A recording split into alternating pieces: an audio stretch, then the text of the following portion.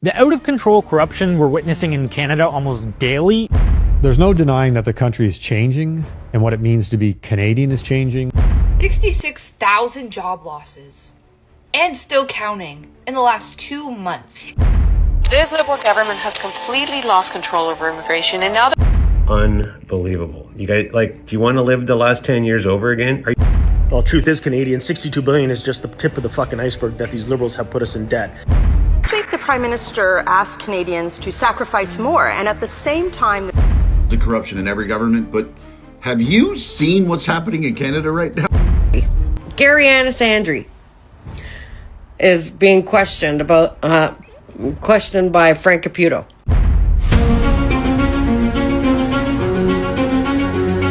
A $102 billion slush fund has... Any security issues of Trudeau's digital ID we the Canadians should be aware of? Welcome to Canadian Rant, the place where truth meets frustration and where real Canadians speak out. Let's be honest, when people hear the word corruption, they think of other countries, not Canada. But what if I told you that corruption here isn't always about suitcases of cash or backroom deals? It's about favoritism, corporate greed, and silence paid for by taxpayers? From billion-dollar contracts handed to political friends, to lobbyists shaping laws that hurt working people, the system isn't broken, it's built this way. The rules protect the powerful, while ordinary Canadians are left wondering, who's fighting for us? This isn't about politics, it's about accountability. Because every time corruption is ignored, Canadians pay the price in higher taxes, unaffordable homes, and fewer opportunities. Stay tuned. Because today we're peeling back the layers of Canada's so-called clean image and exposing the truth hiding beneath. How naive are Liberals? I mean, you're telling me some globetrotting oligarch that makes millions of dollars a year is just going to give that all up and hop into politics because he wants to save Canada out of the goodness of his heart? You can't possibly be that thick. And if you are, then I just want to say happy belated because you were clearly born yesterday. Unbelievable. You guys, do you want to live the last 10 years over again? Are you happy with all the high crime? Do you like your insurance being doubled because you're just getting dinged because of all the crime? This guy has ties to the WEF, clearly ties to China, ties to the EU, everywhere but Canada. He owes us nothing. He has no interest in helping Canada. He's moving corporations out of here. He's invested in everywhere but here. He owes us billions in tax dollars that he's brought to a tax haven in Bermuda, openly admits it, won't close them down, won't speak ill of China on any topic. The guy's tainted. He's bad for us. He's not in it for Canada. And he'll never be my PM, and he'll never have my vote. And he won't be PM in a couple weeks anyway. Blue wave coming. Let's go, guys. Rise up. There's no denying that the country is changing, and what it means to be Canadian is changing. There's also no denying that our government is corrupt and wildly and grossly incompetent and completely unaccountable to Canadians.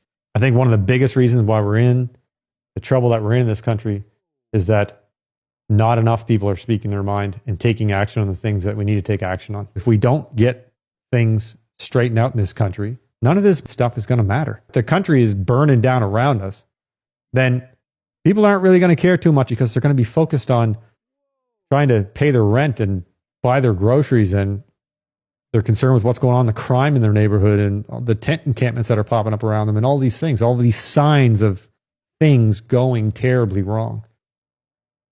The out-of-control corruption we're witnessing in Canada almost daily isn't just questionable ethics. It's outright criminal.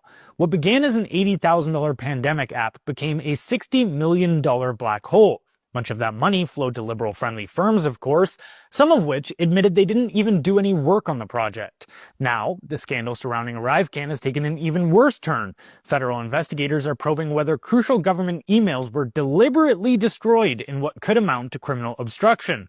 Documents uncovered by Blacklock's reporter revealed that a Canada Border Services Agency, or CBSA, executive deleted emails relating to ArriveCan just days after MPs requested them under the Access to Information Act. These communications could have shed light on how millions in sole-sourced contracts were handed out. Instead, they vanished at the exact moment that transparency was needed most. The deliberate destruction of government records is not a technical glitch. It strikes at the core of Canada's democratic accountability. The access to information system exists so that Canadians can scrutinize how their tax dollars are spent. If records tied to the most notorious COVID-era program were intentionally erased, the implications are staggering. The public deserves more than platitudes and promises of lessons learned. They deserve the truth. And if laws were broken, they deserve justice and accountability.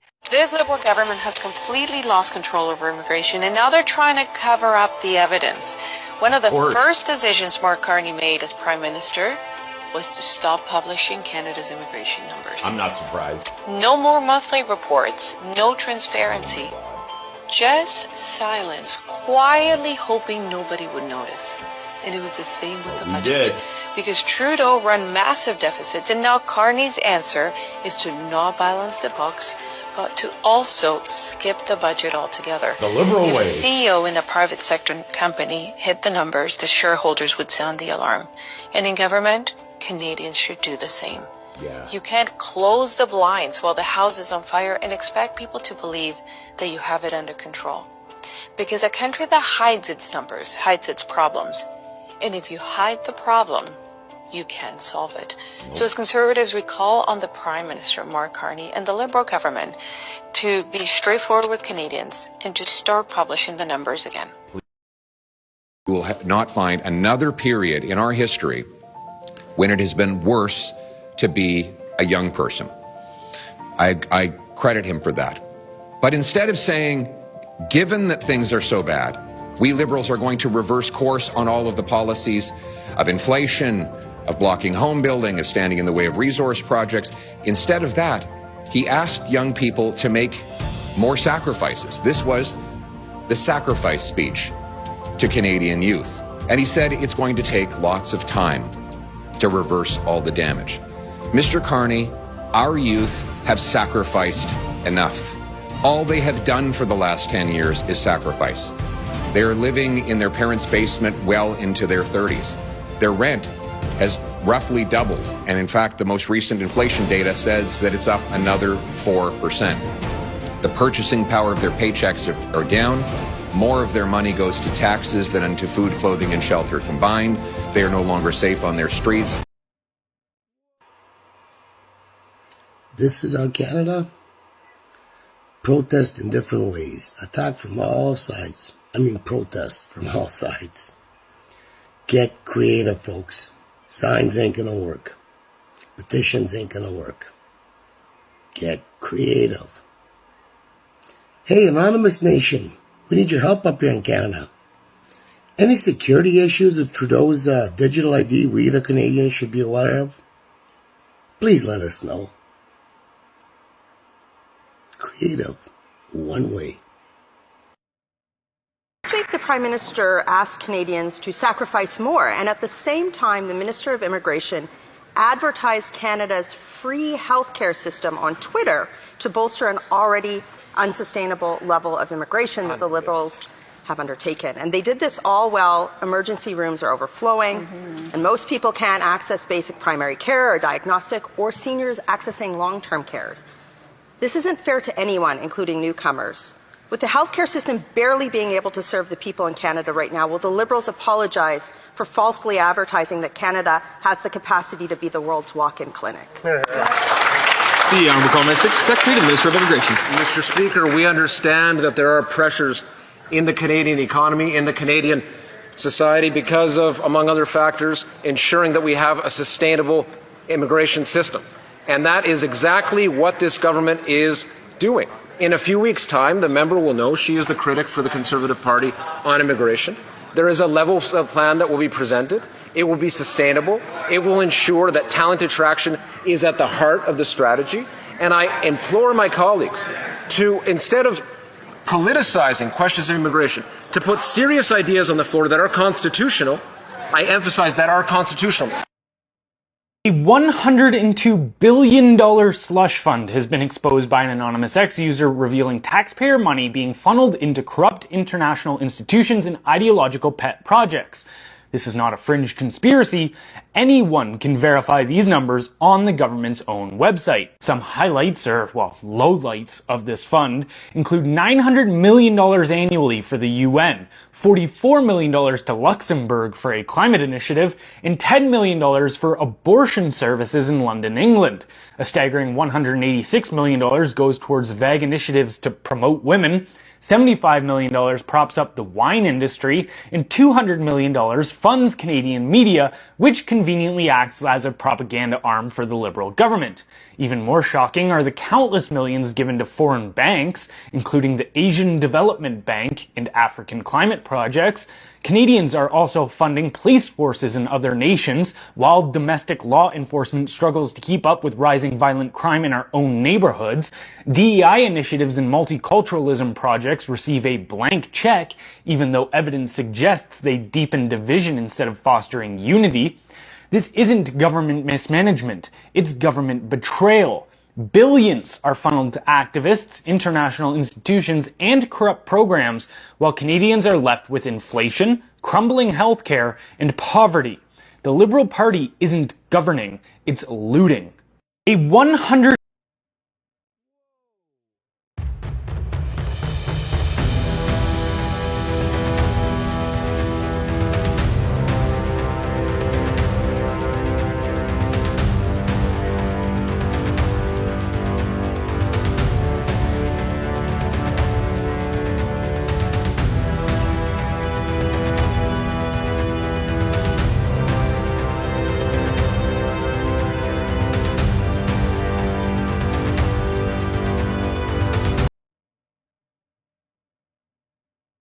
Did you guys see that video where the committee was Gary Anastasing?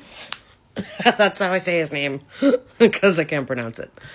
Anasandri. Gary Anasandri is being questioned by Frank Caputo, saying, where are the 600 foreign nationals that are set to be deported? Do you know where they are directly? Yes or no? All I want is a yes or no question, yes or no answer. And he didn't answer the fucking question. He goes, you're wasting time. Let's move on. We have 6 minutes. Like, this is fucking bullshit. That guy is responsible for the immigration. For the fucking, not the immigration, the fucking public safety. And he's being questioned under oath. You know, like, what the fuck is going on? These fucking government people? The Liberals? Oh my God. Oh. They're fucking nothing but incompetent and corrupt. That's it. They're not good at anything. They're not even following their own fucking policies. They don't even know their own fucking policies. Never mind. Oh my God. It's fucking just so embarrassing and absurd. Like, how the fuck did they get these jobs if they're not qualified? I can't even get a fucking customer service fucking job. And I've been doing customer service for fucking almost 18 years. What the fuck? Oh, fuck, man. And he has ties to to a terrorist group? What the fuck, man? He needs to be fucking fired. And I can't believe our taxes are paying for that fucking idiot. Guys, look, I know we have tons of corruption in the U.S. government. There's tons of corruption in every government, but have you seen what's happening in Canada right now? So Justin Trudeau is under investigation for corruption and bribery allegations. Now, here's the crazy part. So first, when their Congress was having a hearing to have a witness talk about how Justin Trudeau was involved in this, right before they started questioning him, the Liberals moved to adjourn the meeting. Like, they didn't give a reason. They just said, hey, we're going to adjourn this. Like, the witness was subpoenaed, showed up, was ready to talk, and they were just like, no, we're going to end this. And then they fucking ended it. But anyway, so then you had another hearing a couple days later where the head of their federal investigation simply asked the police, did you ever interview Justin Trudeau about this case? Because in this particular case, Justin Trudeau was the person of interest. He was the suspect. And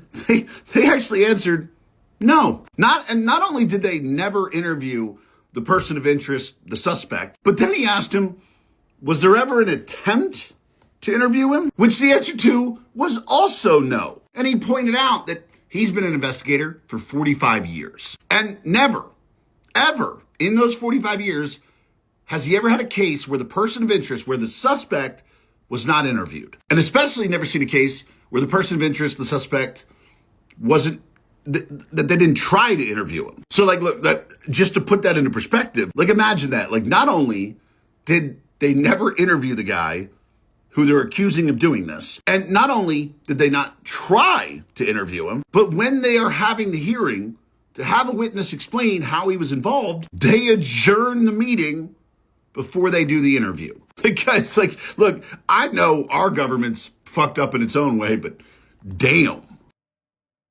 Well, truth is, Canadian, $62 billion is just the tip of the fucking iceberg that these liberals have put us in debt because of their corruption. See, think about this for a second. How many people are taking out loans, having to go in debt right now just to fucking live because of massive taxation? So by definition, when they put so much tax upon your back as an individual, as a family, that you have to go out and get a loan in your personal name, that's additional money that this government is stealing from Canada. That's additional money that we are forced as Canadians to pay back. Watch this. See, one of the mandates I have with respects to the Conservatives getting it is this whole concept that, you know what, why is it that us as Canadians and our children should be put in a position to pay for the corruption that this Liberal NDP federal government has caused?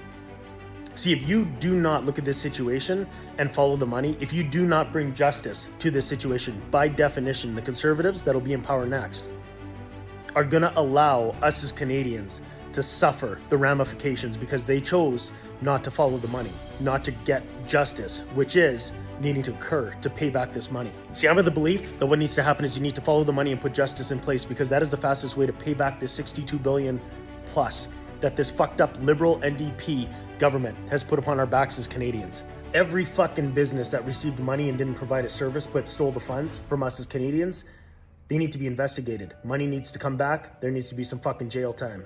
Oh, every MP, every so-called fucking representative that was involved in this shit needs to be held fully accountable. Tell you what, if you were to receive a pension, you don't get your fucking pension. There's jail time, baby. But I guess that's going to be up to you, the next government that's coming into place. Are you going to let us as Canadians suffer the ramifications from corruption?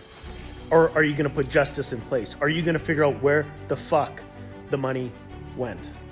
When it comes to my vote, one of the mandates I have for the next government that's getting into power is clean this shit up. Find the money. Get the money back. Don't leave it upon our children's backs. 66,000 job losses. And still counting in the last 2 months. It's crazy because it comes from the same guy that said he would fight for Canadian workers, fight for Canadian jobs. Mark Carney, I'm convinced that you couldn't even fight your way out of a wet paper bag at this point. The GM EV van plant? Gone. That's over thousands of Canadians out of work. Amazon is leaving Quebec. Oh, that's another 2,000 full-time jobs, livelihoods, and families just left to struggle. PACCAR, huge layoff. Ericsson, Scotiabank, Imperial Oil, Diageo, Molson Coolers. Everyone's cutting jobs. Plan on leaving. Mark Carney, nothing. Meanwhile, they'll sit there and tell you, the economy's strong. Strong for who?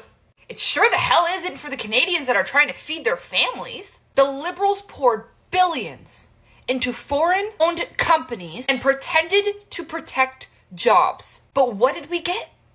Factories closing, oil projects killed with red tape, banks streamlining, while people are actively losing their job and their livelihoods. We've officially spent more money on international businesses and farms than we have our own. We're losing our manufacturing base, our tech jobs, our resource sector, all at once. Cannot run a country on subsidies and photo ops. You actually have to protect Canadian jobs if that's what you say you're going to do. This government has failed completely already. So next time you hear record investments, remember, it's tax money funded. That's someone else's paycheck, not yours. I hope you've all been keeping up with the news. I have, and it's disturbing. I heard recently, and it's been confirmed, that before he was elected, Mark Carney, the current, I hate calling him prime minister. He's a prime monster. He doesn't deserve the respect of a prime minister. Neither did Trudeau. But again, that's my opinion. But we just discovered that he lied to the Canadian people before he was elected. He stood there and claimed that he had no holdings, no properties other than personal property, physical property, and a couple of other little things. We come to find out that not only did he have holdings, he had about 130 different investments, holdings, and shares, and positions in different companies, including Brookfield. Now imagine this. He lied about his holdings simply because by disclosing them, he would know that it would be a conflict of interest for anyone in a position of leadership to deal with the amount of money that he was going to be dealing with. Because it's easy for someone in that position to misdirect the funds and to place investments in companies that he owns. I don't know how a prime minister can continue to do work for the country, and he's not doing any work for the country. He's doing work for himself. But not only did he lie to us, he is not being transparent where $90 billion or so is going to be spent. They're printing money. They're printing money to satisfy whatever it is that they're working on, but they won't be transparent with the Canadian people about what that is. That's the Liberal government, folks. That is under the leadership of Mark Carney, and once before it was Trudeau. And that is not leadership at all.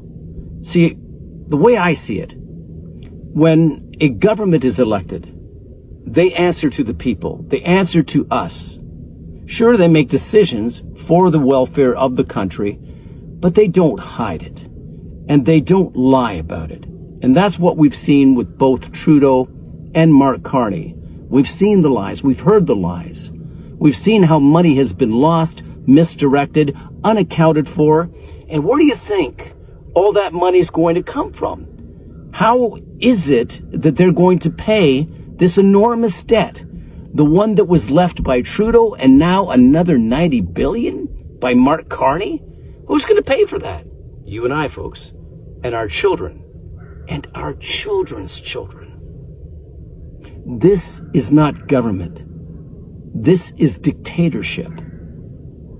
The cost of this kind of government is going to cripple our economy, our country, and regrettably, our children and our children's children will be forced to pay for the rest of their lives for the mistakes and the lies and deceit, and I'm going to call it for what it is, the stealing of Canadian dollars. I wrote a book called The Hostage Effect, in which I talk about this kind of government. We're not seeing a government that is fair to the people. We're seeing a dictatorship. We're seeing a government that is taking care of its own, and that's not the people. Imagine this. I'm sure many of us have seen a movie in which there are a number of shops in a neighborhood, and there are collectors that come around and demand money for the shop to continue operating in their neighborhood. And if they don't pay the ransom, the amount of money that these hoods are asking for, what happens? Their shop burns down, violence happens, a whole bunch of stuff. But they're forced to pay a sum of money to the criminals. Now, the Liberal government is actually considering taxing people who own their homes outright. For people who have worked 15, 20, 30 years or more, scraping by, making every possible contribution to owning something that they can say, this is mine. The government is actually considering saying, no, it's not. we got an investment in that, and if you don't continue to pay, we're going to take your home. I don't know about you folks, but I don't want criminals running Canada. Please read The Hostage Effect, because North America, our governments are moving in a direction that's going to hurt us all. And I implore you to become informed and to speak out against this kind of government. We don't need the Liberals lying, cheating, padding everything, and making us their pawns. When you dig deep into what's really happening in Canada, it's not just one scandal, one misuse of funds, or one corrupt deal. It's a pattern. A system designed to look polished on the outside, but rotten underneath. Think about it. Grocery monopolies get richer while families can't afford milk. Oil companies post record profits while you pay more at the pump. Developers get subsidies, and yet you can't buy a home. And politicians? They stand behind podiums, talk about helping the middle class, then disappear behind closed doors with the very people profiting off your struggle. Canadians are losing faith, not because we hate our country, but because we love it too much to stay quiet. We work hard, we pay our taxes, we follow the rules, but it feels like the people at the top never have to. Corruption in Canada isn't always loud, it's silent, hidden behind polished press conferences and government reports filled with excuses. And every dollar wasted in backroom politics could have built homes, funded hospitals, or put food on someone's table. It's time we stop pretending this is normal. It's time Canadians demand transparency, honesty, and accountability, not empty promises. Because if the people we elect serve corporations over citizens, then democracy becomes just another illusion. This is Canadian Rant. We're not here to divide. We're here to demand better. Better leadership, better integrity, and a Canada that truly serves its people, not the elite. If you believe in truth, fairness, and real change, hit that subscribe button, share this message, and let's make some noise. Because silence only helps the corrupt. And your voice? It's the one thing they can't control.